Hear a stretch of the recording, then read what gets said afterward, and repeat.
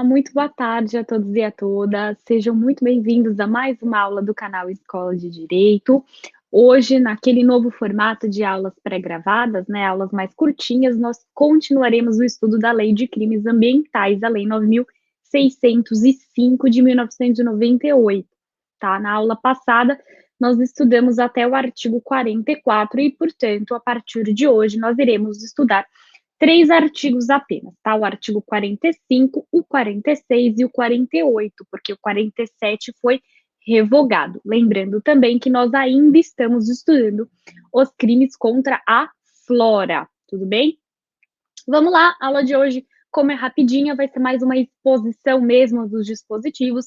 Nós iremos falar algumas questões controversas na doutrina e na jurisprudência, beleza? Então, vamos lá. Artigo 45, que é o nosso primeiro artigo de hoje. Vamos ler junto, como a gente sempre faz.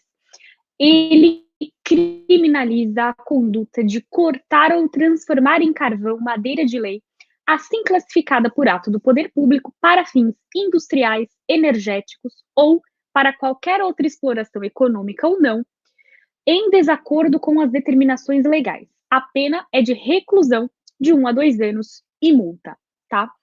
Gente, primeira coisa que é importante nós notarmos nesse dispositivo é que ele é um crime dependente de outras disposições, notadamente disposições administrativas, tá? Primeiro lugar, o tipo penal criminaliza a conduta de você cortar ou transformar em carvão madeira de lei. O que é madeira de lei? É uma madeira de utilização para fins de construção, né? Uma madeira nobre, mas ela só o é em razão de uma determinação do poder público. Então, você vai ter lá uma normativa dizendo que determinados tipos de madeira são classificados como madeira de lei. E, portanto, somente essas madeiras é que, se cortadas ou transformadas em carvão, poderão ser consideradas como essa conduta, aliás, né, poderá ser considerada como uma conduta típica, que incidente no artigo 45 da Lei 9.605 de 98, tá?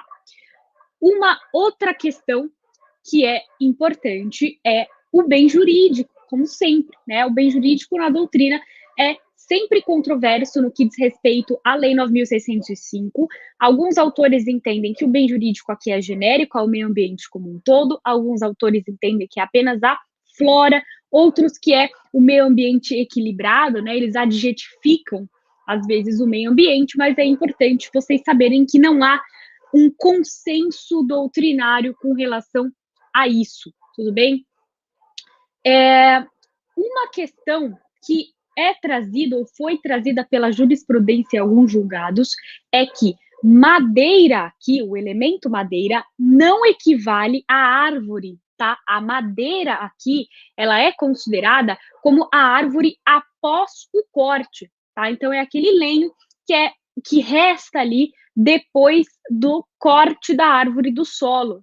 Então, por que isso, né? Porque há na jurisprudência julgados em que caminhões foram apreendidos com árvores logo após o corte, né? Elas não foram consideradas ainda como madeira. O julgado particularmente que eu vi eram araucárias, tá? O tribunal lá do Rio Grande do Sul entendeu que aquilo ainda não poderia ser considerado madeira para fins de aplicação aqui do artigo 45 da Lei 9.605, tá? E uma outra coisa, uma outra particularidade importante desse dispositivo é que ele é um crime que absorve outros, né? Na verdade, os outros artigos é que são subsidiários, mas, por exemplo, se esse corte da madeira foi feito com uma motosserra, nós iremos ver numa próxima aula que é crime você utilizar motosserra sem licença para fazer algum tipo de poda ambiental, mas se esse crime foi, por exemplo, cometido para essa finalidade, né? O agente teve ali a ideia de transcorrer toda a cadeia, então ele pensou em cortar a árvore, pegar aquela madeira que existe, né, após a poda da árvore, e transformar essa madeira em carvão, mas e se utilizou uma motosserra para tanto, né? Então toda essa conduta ela vai ser absorvida e o agente apenas será punido aqui pelo artigo 45 da Lei 9.605, ok? Bom, Sempre bom lembrar, né, aqui é bom enfatizar que toda essa conduta, ela é um risco permitido se autorizada, tá? Que especificamente o agente precisa agir e fazer essa transformação de madeira em carvão em desacordo com as determinações legais, tá? Então aqui nós temos um outro elemento do tipo penal dependente de regulamentações administrativas. Então é necessário, né, para os operadores do direito, para os doutrinadores também, enfim, para todo mundo que faz uma análise desse dispositivo que vá até as disposições administrativas, as regulamentações administrativas e analise o que de fato é uma conduta que ultrapassa o âmbito do risco permitido, tá bom? Bom, o próximo artigo que a gente vai falar hoje é o artigo 46, que criminaliza a conduta de receber ou adquirir para fins comerciais ou industriais madeira, carvão e outros produtos de origem vegetal, sem exigir a exibição da licença do vendedor outorgada pela autoridade competente e sem munir-se da via de que deverá acompanhar o produto até o final beneficiamento, tá? A pena é de detenção, veja que é uma pena mais leve, de 6 meses a 1 ano e multa. É um crime de menor potencial ofensivo também, tá?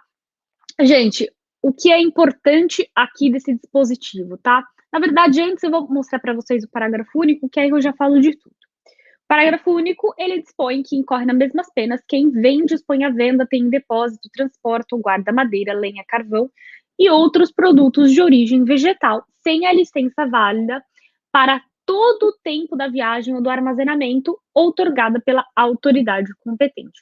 Tá? Então, o que o legislador pretendeu aqui? Ele pretendeu criminalizar toda a cadeia de venda de produto vegetal ilegal, né? Então, no caput, se criminalizar a conduta de você adquirir esses produtos sem ter a certeza de que aquela pessoa era licenciada para realizar esse corte e essa venda.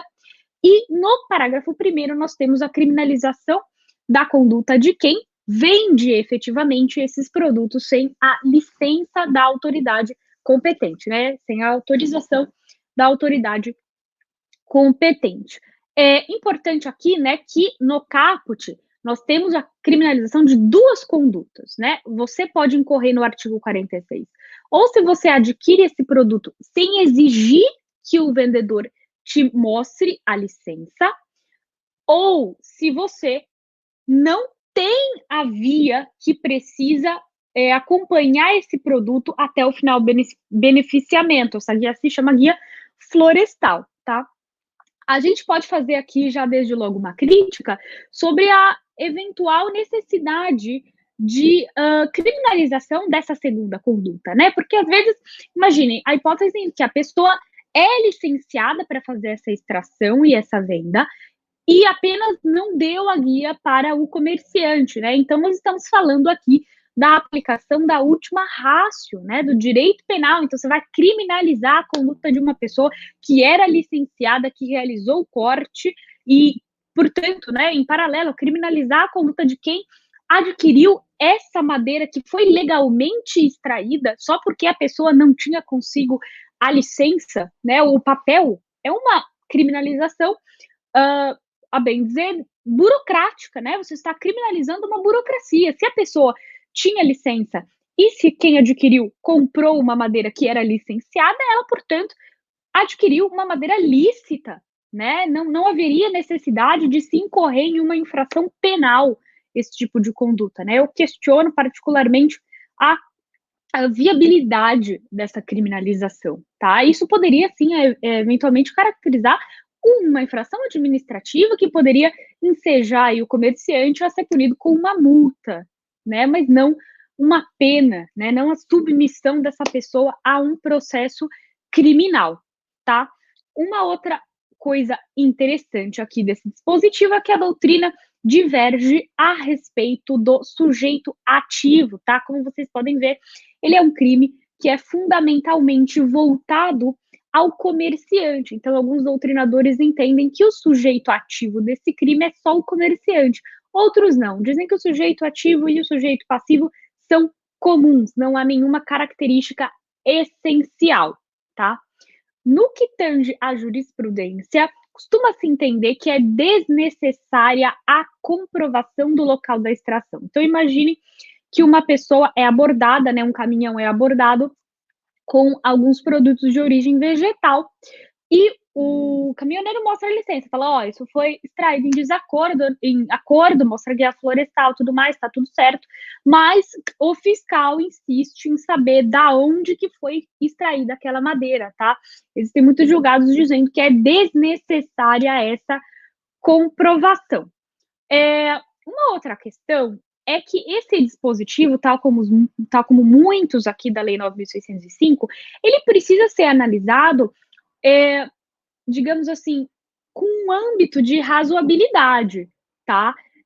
Por quê? Porque ele pode, diante da sua abrangência, ele pode eventualmente acabar abarcando condutas que não necessariamente são ofensivas ao meio ambiente especificamente, tá? Então imaginem a hipótese de uma pessoa estar vendendo ali algum tipo de lenha, ele foi na mata, ele extraiu lenha, e aí ele está vendendo essa lenha para outras pessoas sem autorização, né? Eventualmente a gente precisa analisar o quão relevante é essa conduta, mas para o meio ambiente como um todo, né? Imagina que ele está vendendo ali 6 pedacinhos de lenha para ele poder comprar o almoço do dia, tá?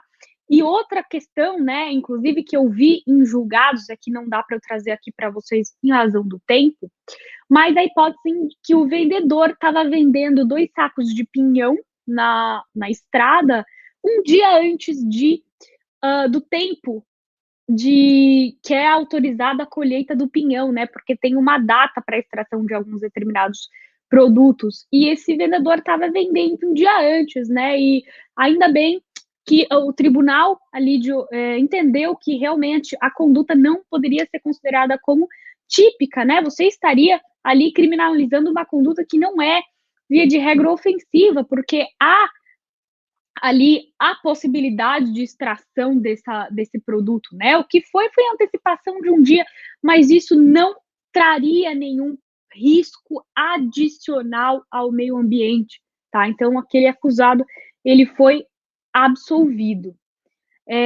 Por fim, uma última questão diz respeito ao transporte, tá? Se a pessoa está transportando esses materiais, mas a finalidade desse transporte não é uma finalidade comercial, uma finalidade mercantil, costuma-se entender também que o fato não está caracterizado, né? O fato não é típico, ok? Bom, por fim, vamos falar lá do nosso último artiguinho, que é um artigo muito, muito, muito problemático, tá? É o artigo 48, que é impedir ou dificultar a regeneração natural de florestas e demais formas de vegetação. A pena é de detenção, tá? Também é uma pena mais leve, de 6 meses a 1 ano e multa, também um crime de menor potencial ofensivo, que cabe ali, né, transação penal, suspensão condicional do processo, todas essas particularidades aí que visam o impedimento de uma pena privativa de liberdade ao agente, tá? Bom, gente, qual que é o problema desse artigo, né? Vocês já conseguem perceber que é um artigo cuja redação é absolutamente extensa, né? É uma redação que pode abarcar inúmeros tipos de condutas, né? Afinal de contas, o que que é e dificultar a regeneração natural de florestas e de mais formas de vegetação, né?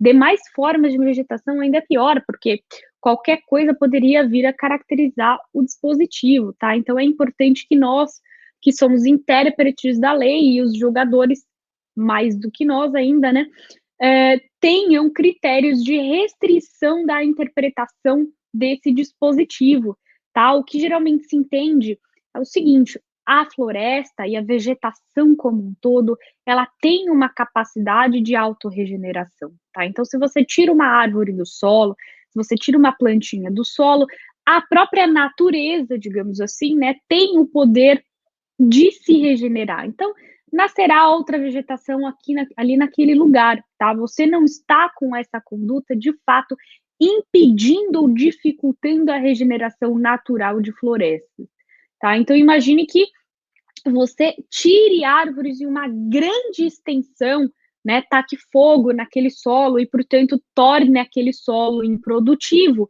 aí sim talvez nós possamos entender por uma dificuldade da regeneração natural de florestas, porque ali o solo e, portanto, a vegetação será tão danificada que a natureza não terá mais essa capacidade natural de regeneração, tá? Haverá assim um impedimento na no novo surgimento aí da mata secundária, né, que é floresta secundária que geralmente se fala, tá? Esse é geralmente o entendimento mais razoável aplicado ao dispositivo, porque se você for levar a interpretação gramatical, você pode abarcar qualquer tipo de coisa, você retirar uma um um calhamaço de plantas ali de um determinado local, já poderia eventualmente caracterizar. E outra coisa que também se questiona é a extensão da conduta, né, a extensão ali do solo que foi mexido, né, que foi alterado pelo ser humano para eventualmente poder caracterizar esse delito, tá?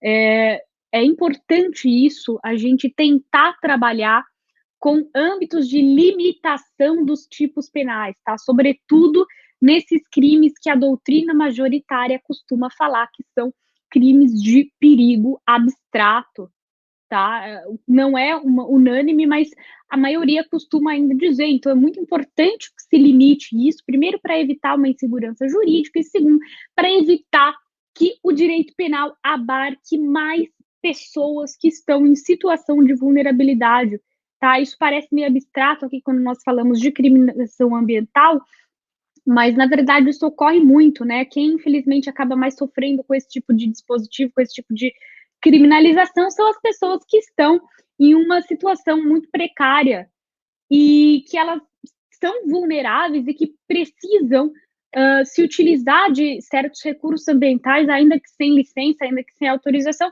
para sua própria subsistência, né? Nas aulas extensas ali, nas aulas normais, a gente já chegou a ver alguns julgados em que houve ali a pena, né, a punição de uma pessoa simplesmente por morar em uma casa que foi construída precariamente, né, uma casa de madeira em um local de preservação permanente. Então a pessoa não tinha água encanada, a pessoa não tinha a mínima capacidade de subsistência e ela foi criminalizada pura e simplesmente por existir, por morar naquela localidade, né? Nós precisamos tomar muito cuidado para que o direito penal não se expanda cada vez mais e não criminalize cada vez mais as pessoas em situação de vulnerabilidade. Nós sabemos que esse é um grande problema do direito penal, que é a seletividade penal.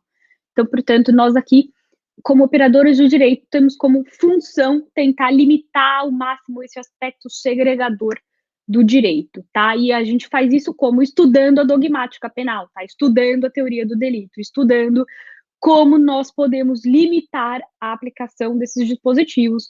E aí sim, claro, escrevendo, publicando e tudo mais, e no caso concreto, rebatendo isso em peças e no dia a dia forense, tá? Tá tudo intrinsecamente relacionado, tanto o estudo doutrinário quanto a prática forense. É importante que vocês não esqueçam disso.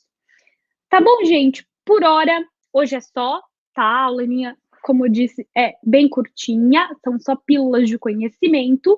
Na próxima aula, a gente vai continuar o estudo dos crimes contra a flora, tá? Nós vamos falar do artigo 49 até o artigo 50A, tá bom? Fico à disposição, permaneço à disposição, a Escola de Direito também permanece à disposição. Espero que vocês tenham gostado. Se sim, né, peço novamente para vocês curtirem, compartilharem, interagirem, tudo mais, porque ajuda muito o nosso alcance aqui do canal, que é um canal gratuito voltado a vocês que são estudantes de graduação, tá bom? Muito obrigada novamente, até mais. Tchau, tchau.